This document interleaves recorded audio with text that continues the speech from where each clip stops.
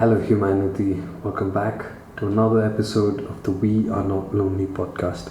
I know it's been a really long time, but I have like a really good reason for staying away for this long. So I did like a deep dive into myself basically. I tried to look into whether or not I really wanted to continue doing content because at this point I've put out like 200 odd videos, and I've also, out of that, like 54 of them are episodes from the podcast, right?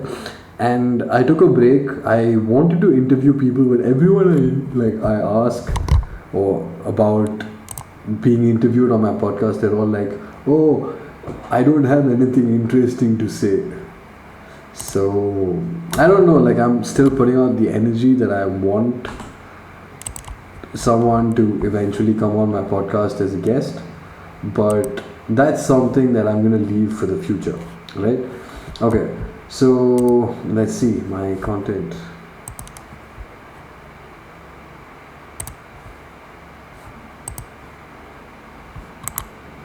Damn it, my bad. I'm on my YouTube studio. Maybe I'll delete this. Yeah.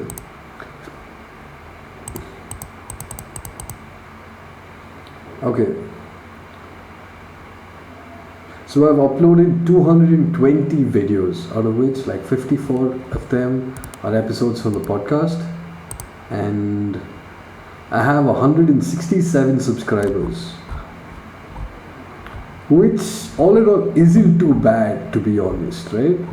Because this is like really low effort stuff and I've been doing it for a while. I did, take a break from the podcast, but I was still uploading videos of me drawing on my YouTube, like if that makes any sense. Then like I was playing games at a particular point. So it's not like I took a complete break from uploading content. It's just that I took a break for a while, right? I just didn't do the podcast for a while. I just kept uploading YouTube, other videos, gaming videos and art videos, but I didn't speak at all, right? So yeah, that happened, right? So I've also taken an extended hiatus from Instagram, and as of now, like it's been I think about 15 days, I've been very aggressive on marketing. My account seems to be growing, which is quite interesting. I've decided that I'm gonna keep doing this stuff for a while, right? Okay. Now the other topic that I wanted to talk about, right, is how weird the world has become. So it's currently 2026. The last time I had Insta installed on my phone for more than one day, it was in September 2024. So it's been almost like 1.5 years since I disappeared from most of the world. So what happened? Why did I disappear? The truth is that I attended an ayahuasca ceremony. A lot happened, and I'm not going to talk about that now, but let's just say that it completely ripped away all my illusions and brought me right back to reality. I've been integrating everything, and that process took a really long time. I have changed a lot as a result of the experiences because I did a lot of thinking over the years, and I'm going to stop there, right? I'm not going to address this particular topic again until maybe I write my autobiography or a memoir, something like that. Anyway, the one thing that's kind of funny is that the world has also changed a great deal since I disappeared. So I just want to talk about that, right? This is kind of happening semi-live, so I'm also kind of updating myself about what's happening there. So you're going to hear me basically have a live catch-up session with you guys. So the French government collapsed. Let's find out about that.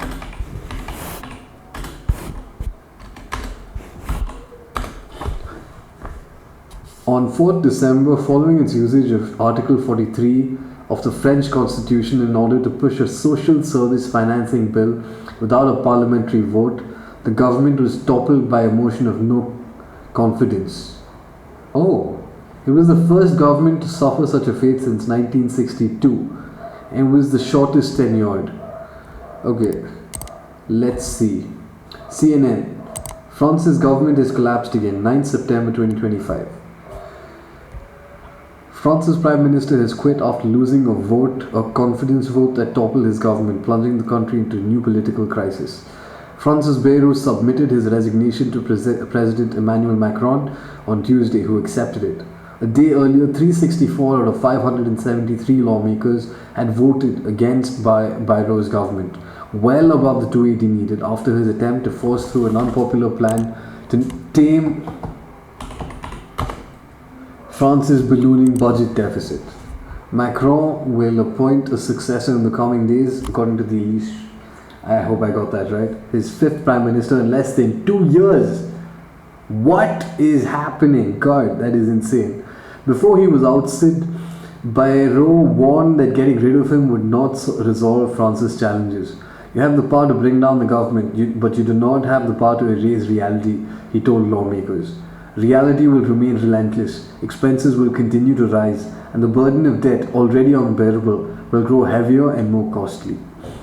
Yeah, that's true. Like, all things considered, I think what he said is absolutely on point. Removing Bayrou is just a band-aid to the solution. It's not even a solution. So let's see. This is an article from CNN. So, very trustworthy according to modern media. Why do French governments keep collapsing? The chaos can be traced back to Macron's dramatic decision to call a snap poll last year, peaked by the remarkable successes of the far-right national rally in the European elections in June 2024. The president rolled the dice on a parliamentary vote. The gamble backfired, and his centrist bloc lost seats to the far right and far left, leaving France with a divided National Assembly and effectively ungovernable. Wow, okay. But it didn't have to be this way. France's Fifth Republic, founded by President Charles de Gaulle in 1958, was designed to end the chronic instability that plagued the Third and Fourth Republics earlier in the 20th century. The new constitution gave broad powers to the executive and set up a majority system to avoid short-lived governments. As a result, for decades, two mainstream political parties on the left and right alternated in power. Okay, that's interesting. That's wonderful. Macron blew up that order in 2017 by becoming the first president elected without the backing of either of the main established parties. Re-elected in 2022, he soon lost his parliamentary majority as voters flocked to the extremes. 2 years of fragile rule followed, with Macron repeatedly forced to invoke Article 49.3 of the Constitution, pushing legislation through without a vote, to the increasing displeasure of opposition lawmakers and much of the French public. In the 2024 snap election, the left won most seats in the second round of voting, but still fell short of a majority after the far right dominated the first. But the left's hope of forming a minority government collapsed when Macron refused to accept their choice of a prime minister. Unlike Germany or Italy, France has no tradition of coalition building. Instead, its politics have been shaped for more than 60 years by a presidency-dominated system. Okay, that's interesting. This is not the first time that the French government has collapsed. It's happened multiple times. In my notes, it says late 2024, but this article came out in 2025. So it seems like things have been happening on and off and on and off and on and off. Now, I am trying not to use AI. Like, there's an option, AI mode is open right in front of me, and I'm not going to do it. I'm not going to use AI. I'm going to use my brain. Okay? Let's do this. South Korean emergency. Let's see what happened. Wikipedia. The 2024 South Korean martial law crisis was a political crisis in South Korea triggered by President Yoon Suk Yeol's declaration of martial law. On 3rd December 2024 at 10:27 Korean Standard Time, Yoon, the then president of South Korea, announced the imposition of martial law during a televised address. So that means that was short, huh? That was very short. Let's see what happened. The Hindu has an article. Let's read it. The Hindu is anything but Hindu, by the way. That's an interesting point. South Korea lifts president's martial law decree after parliament votes against it. South Korean President Yoon Suk Yeol said his government withdrew military personnel following a bipartisan parliamentary vote that rejected martial law, and the measure was formally lifted during a cabinet meeting. Oh, I can't read it.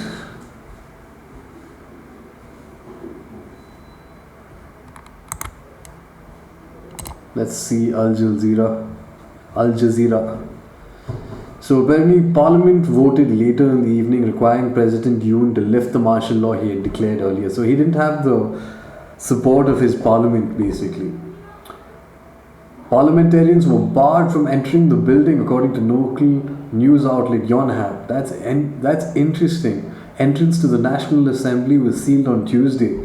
Wow. Okay, this guy just tried to basically violate his rules. While making the announcement in a late night televised address, President Yoon Suk Yeol said he will rebuild a free democratic country through martial law. Wow. That's insane, dude. I did not know that happened. Wow. Okay. Then what happened after that? This is an unavoidable measure to ensure the freedom and safety of the people and guarantee the sustainability of the nation against the unrest stirred by these subversive anti-state elements. The National Assembly has also cut budgets essential for national operations, drug crime prevention and public safety, undermining the core functions of the state. This has left our citizens in a state of chaos, with the nation becoming a haven for drugs and public safety collapsing. Wow. Yes, so from what I understand, South Korea is quite strict on the whole drug situation. They're not very forgiving of it. A lot of celebrities have been forced to apologize when they were caught with drugs. Okay, that's interesting. Georgian revolution attempt and protests. That's interesting. I'm not going to talk about why it's interesting for me. But Georgians assemble. Fall of Bashar al-Assad's regime in Syria, December 2024. That is the fourth one that I've noticed is about the fall of a freaking regime. Protests, French government collapsed, emergency in South Korea where the president or the prime minister tried to take over the country. He declared emergency and his own parliament voted against him. A revolution attempt in Georgia, and the fall of Bashar al-Assad's regime in Syria. Let's read about this. Let's go. Bashar al-Assad.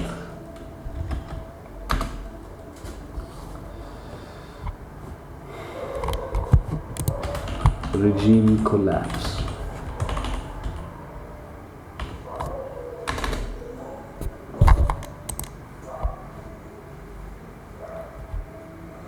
This is from the Atlantic. Feb 6, 2026. The sudden collapse of the Assad regime put an end to cruel police state, but now there is virtually no serene state at all outside. What we will find out very soon.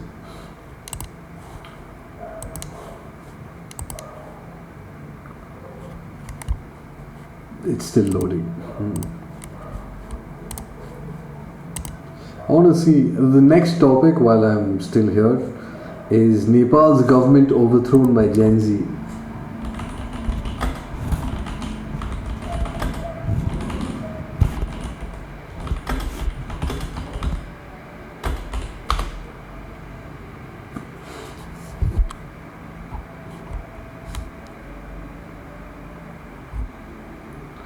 This was the hardest thing that happened, dude. This was insane.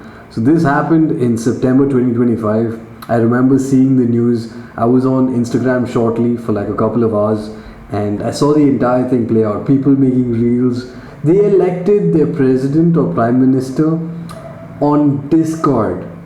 And immediately after they were done with the protests, why did Nepal Gen Z protest? Okay, so the fall of the House of Assad, that is something else. Credibly investigate role of security forces others in 2 days of deadly violence. So there was an unlawful use of force during Gen Z protest.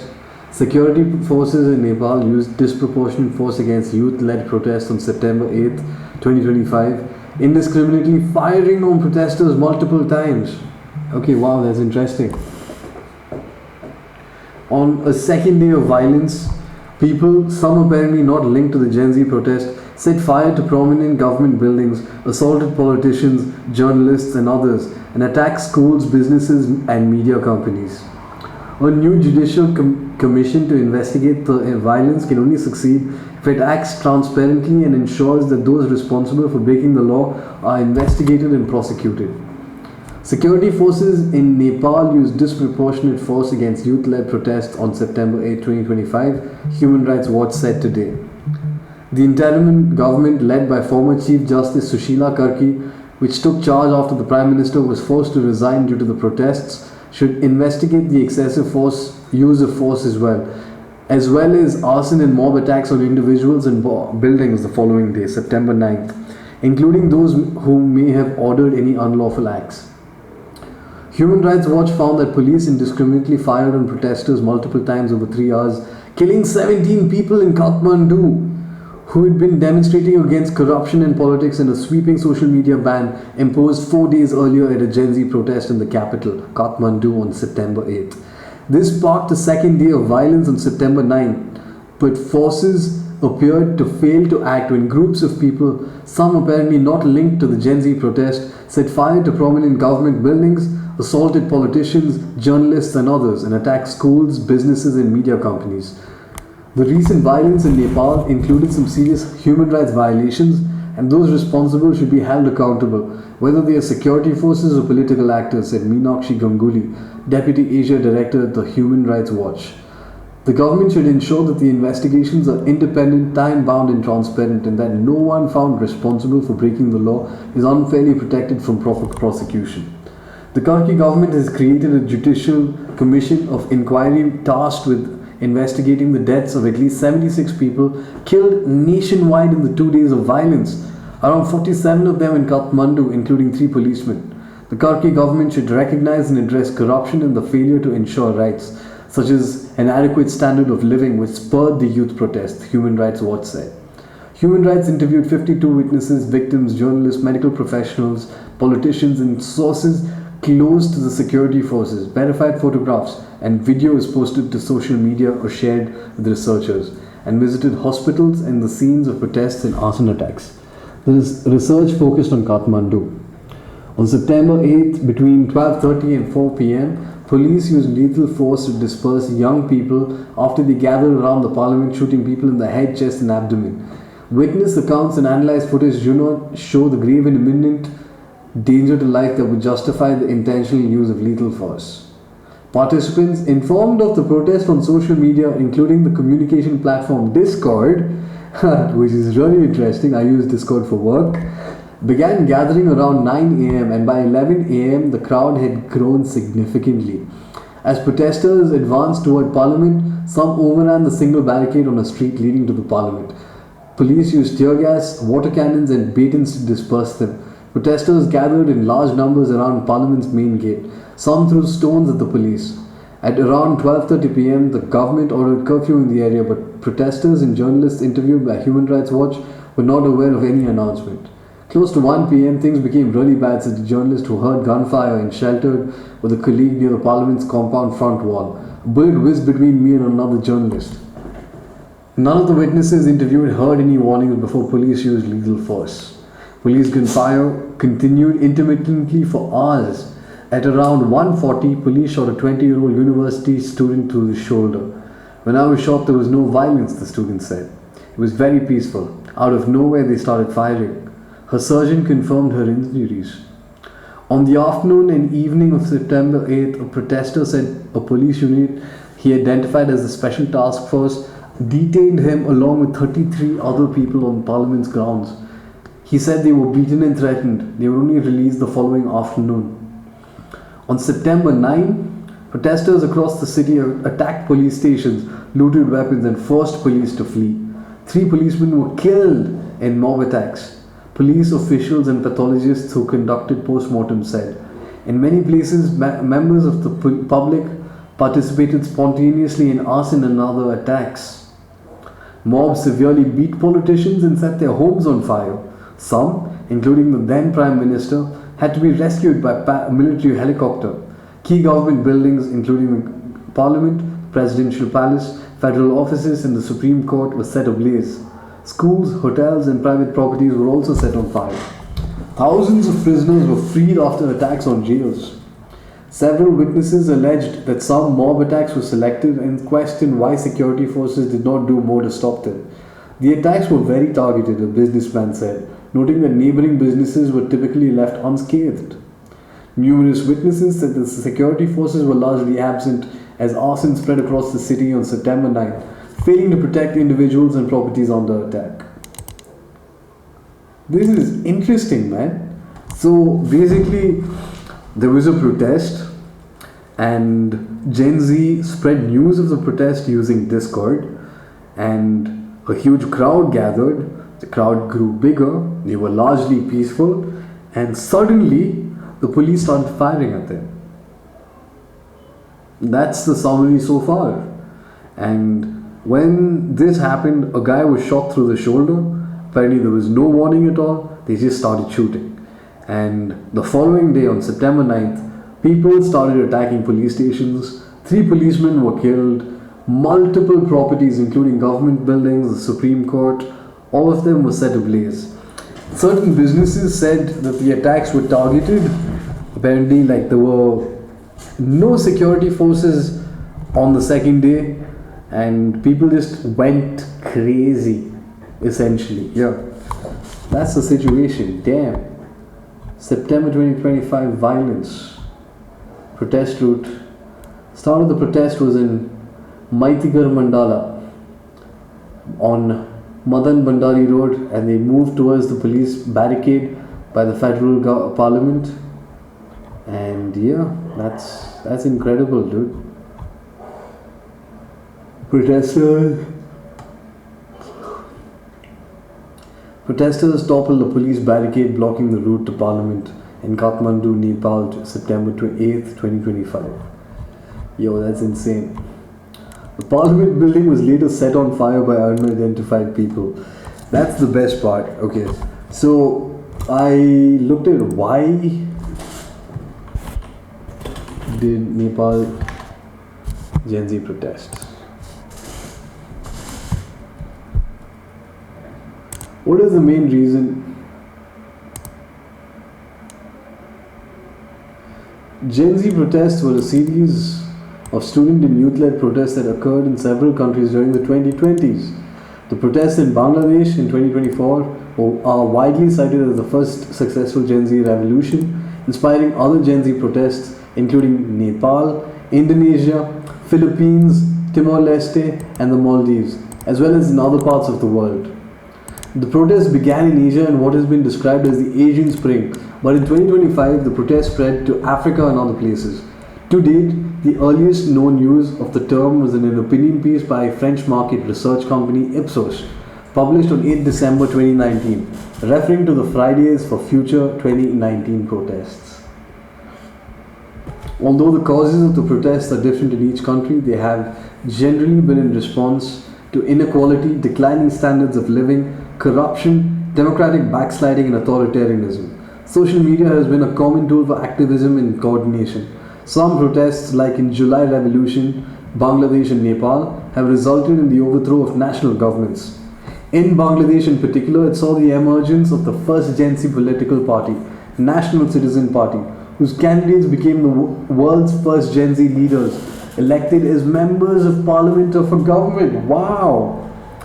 That is insane. Congratulations, Gen Z. Good job, man. That is incredible. I can't believe you've done this. Okay, good job. So Nepal's government, Indonesia, yeah, throughout. Okay, we spoke about this. Okay, now there's a very interesting phenomenon that's been happening at the same time as all of this, and that is the connection to One Piece, right? Throughout these protests, one thing that was common was that the flag of Luffy's straw hats kept popping up. Every single place, a black flag with Luffy's pirate symbol, right? And it became the symbol of the Gen Z protests. Can you imagine that? So, One Piece is a story about a pirate crew called the Straw Hats who go on an adventure to find the One Piece, a treasure left behind by Roger, Captain Gold.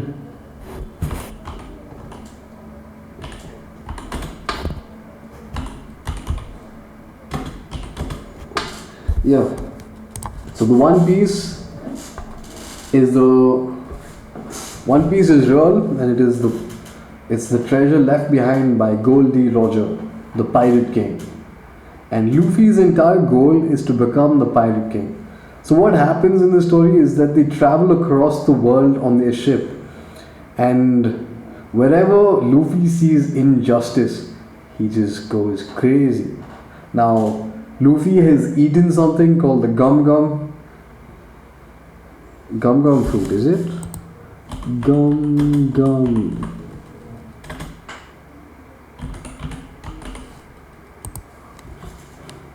Gomu no Mi.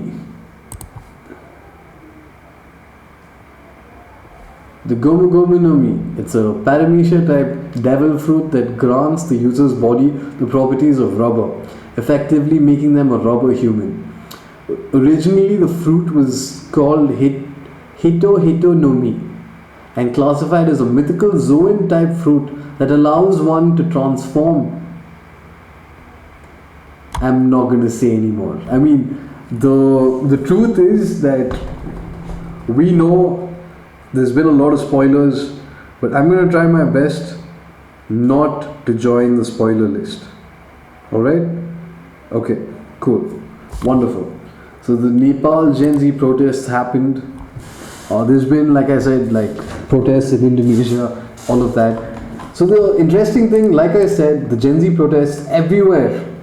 Like Bangladesh, Nepal, Indonesia, Morocco, Peru, Philippines, Italy, Cameroon, Magalsi, East Timor-Leste, Bulgaria, Mongolia. All of these places had the One Piece flag.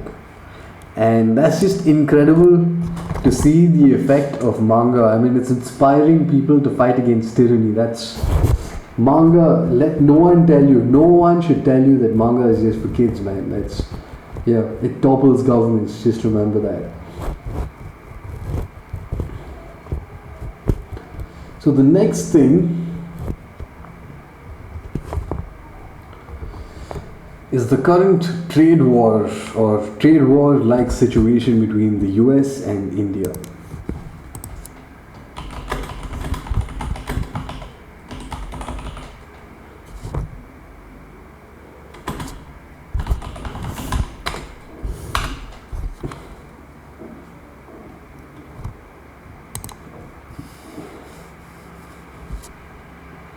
So this is from the US Embassy and Consulates in India, fact sheet. The United States and India announce historic trade deal by US Mission India, 10th Feb 2026.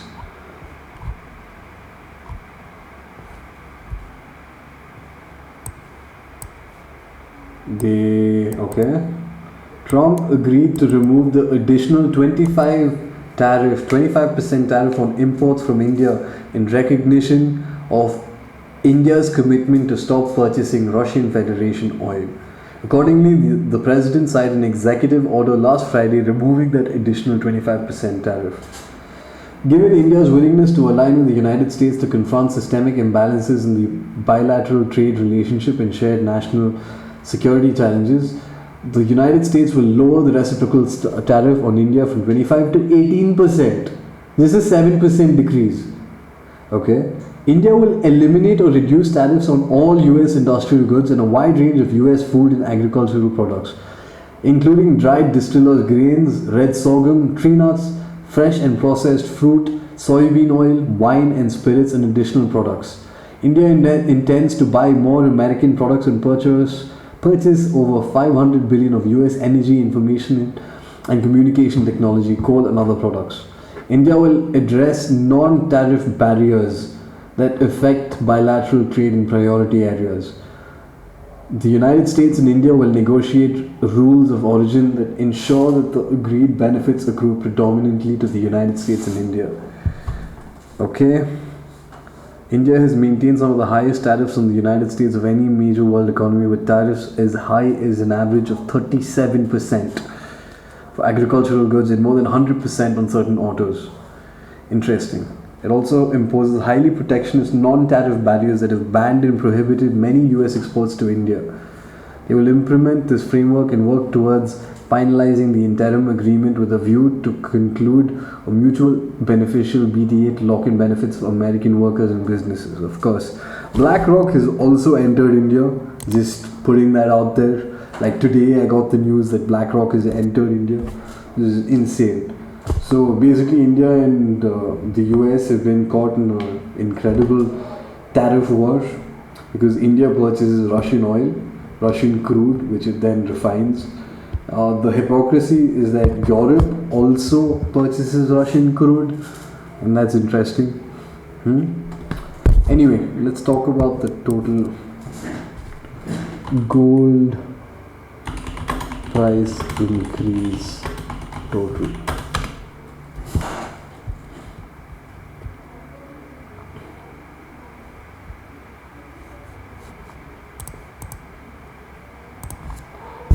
How much has gold increased?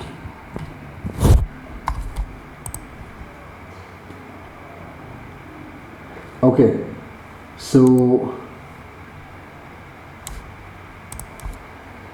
why is gold price increasing? Okay, so I'm going to be honest, AI has popped up and I'm going to use the summary because it's right there, right? And this is something that I just want to point out. AI is now being forced down everybody's throat. Like the first couple of searches that I did, they had no AI at all. But now AI has become a feature. It's become a thing. It is happening. Okay. So as of Feb 15, 2026, gold prices have increased a lot. It is currently 15,803 per gram. And 22 karat gold is valued at 14,488 per gram, right? 24K 10 gram rates have jumped over 3,300 in a single day. Gold is between 1,56,200 and 1,58,030 for 10 grams, and between 1,43,183 and 1,44,880 for 22 grams, for 22 carat. There's been a strong continued and increased demand because of market uncertainty, and that has driven prices up.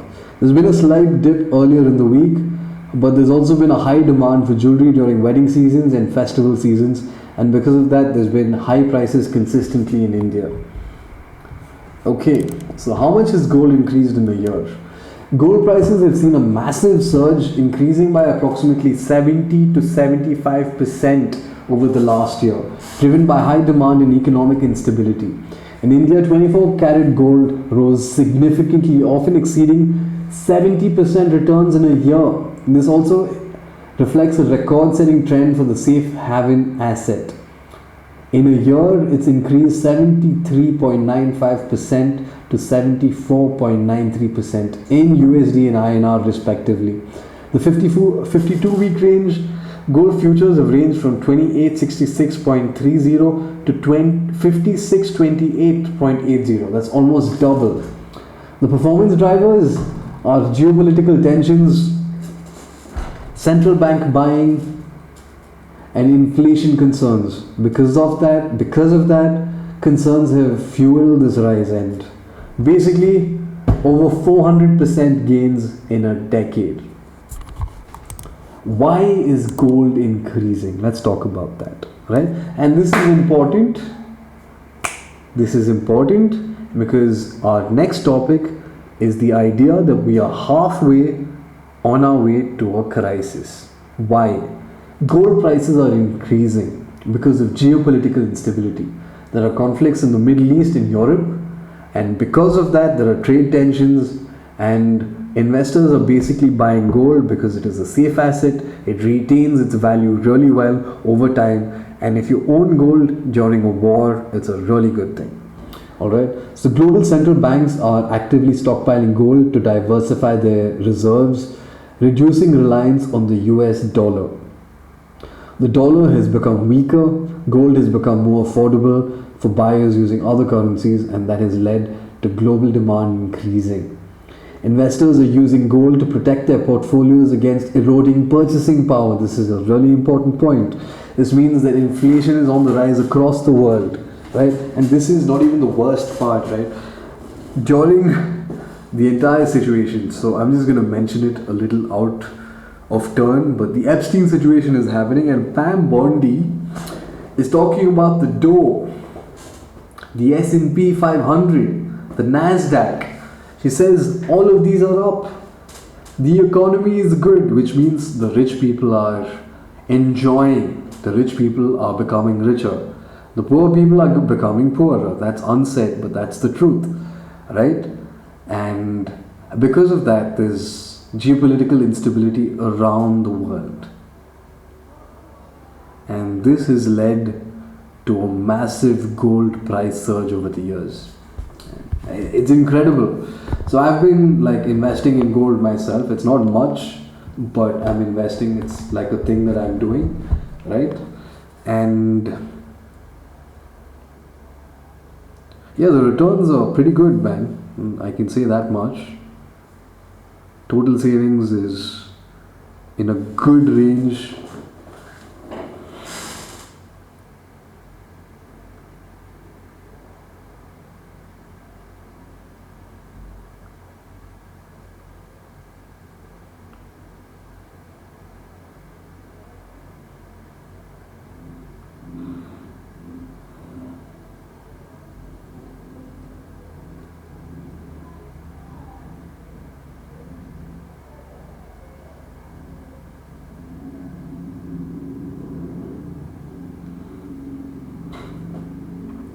Yeah, I just took a break to buy some silver. Silver is another thing that's been going on an incredible rise over the past few years. Okay, now I want to get to the thing that I wanted to talk about the most, like of all the things, and that is about RAM prices, right? Because RAM prices have increased, they have exploded.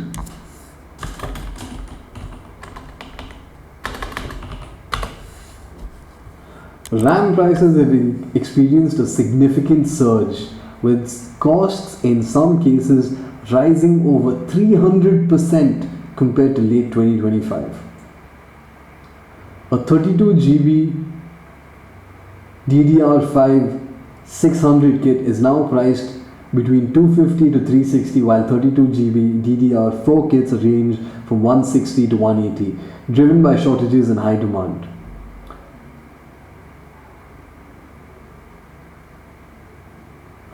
I need to buy a MacBook. That's not an advertisement, but since what I do is mainly write, and all the games that I want to play are on my computer, and it works well for now.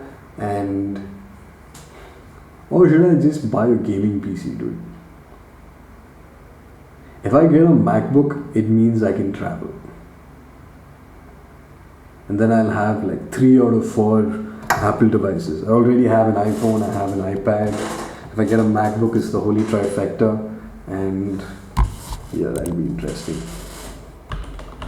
MacBook prices, 64 GB minimum. I probably need to get it from like the US or something. No way.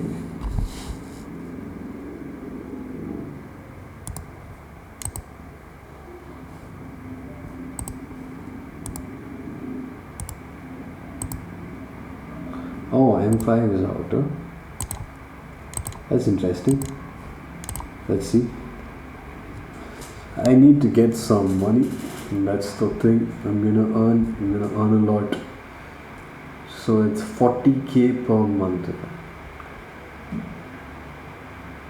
For how long?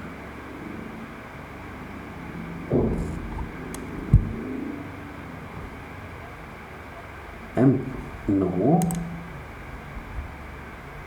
Why is there no M5? M5 has come out.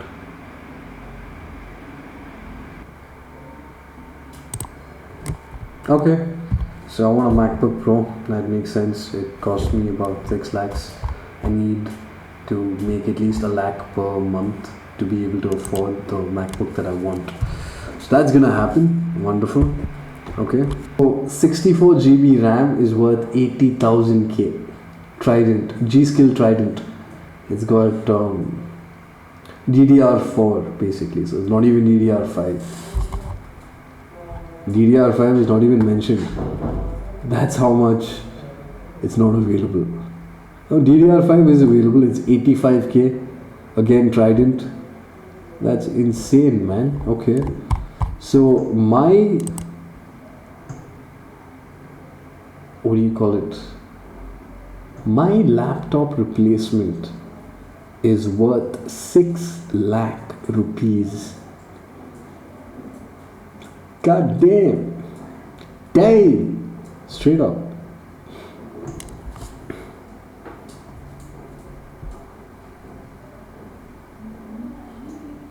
Anyway, moving on. Venezuela regime change. The USA found oil. Age-old story. The USA found oil in Venezuela. I mean, there's been oil there for a really long time. I think Maduro was trying to privatize it or nationalize it. And as a result, the US got involved, they attacked, and now they have access to a great amount of oil. They're also planning on annexing Greenland because it's got rare earth minerals like cobalt and lithium and the rest. And all of these tech billionaires want to loot the planet. The predator class, which includes people like Bill Gates and all of their friends, including Epstein, so on and so forth. Now, let's talk about the Epstein situation, dude, because this is incredible for me to think about, right? It's basically been proven that the world is controlled by, so basically it's been proven that the world is being run by satanic people who abuse and sacrifice children to the dark god Moloch. Now I am not going to mention who is doing this, but Jesus talks about them and he calls them Pharisees. Woe unto you, serpents. These are some of the terms he uses to describe them. And in Revelations, he says that they are of the synagogue of Satan. Who is it?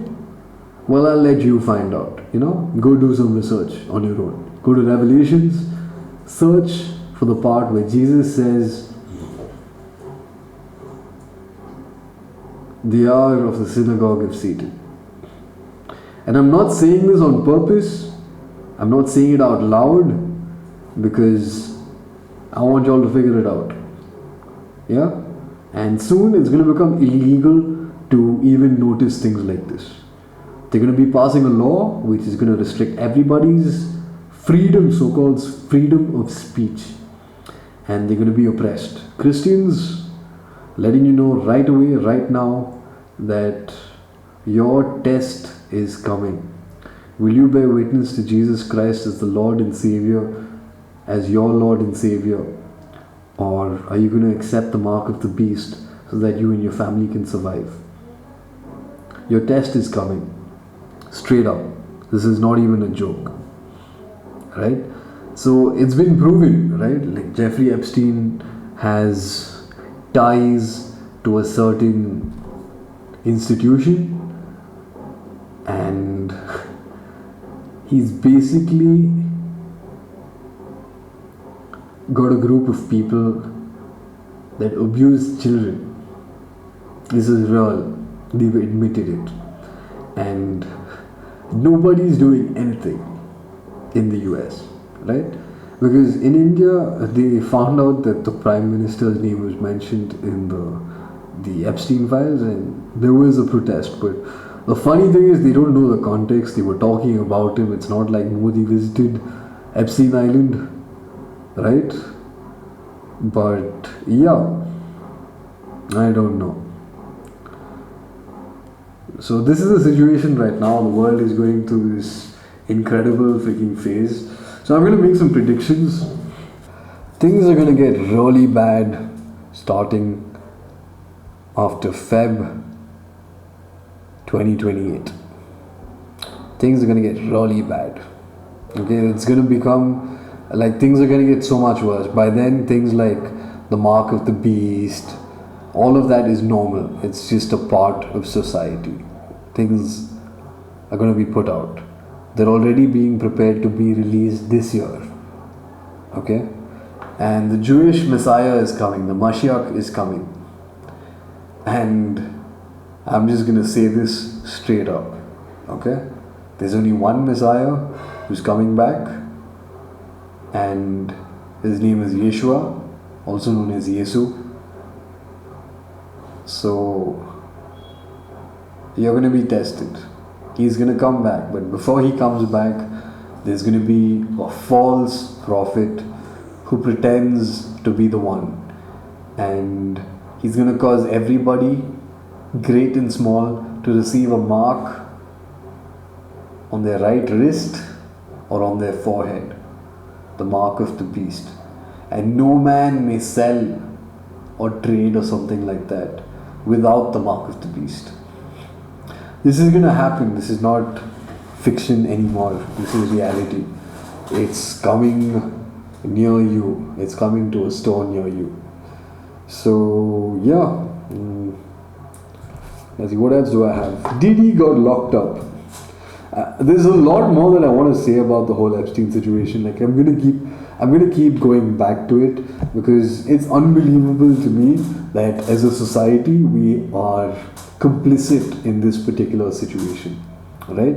Like the USA should have been in flames right now, but these absolute idiots are going back to a system that is admitted that it is stealing money, it is raping children, and it is sending money to a country so that it can bomb children.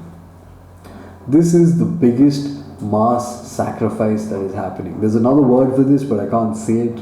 But this is basically ritual human sacrifice, including ritual child sacrifice.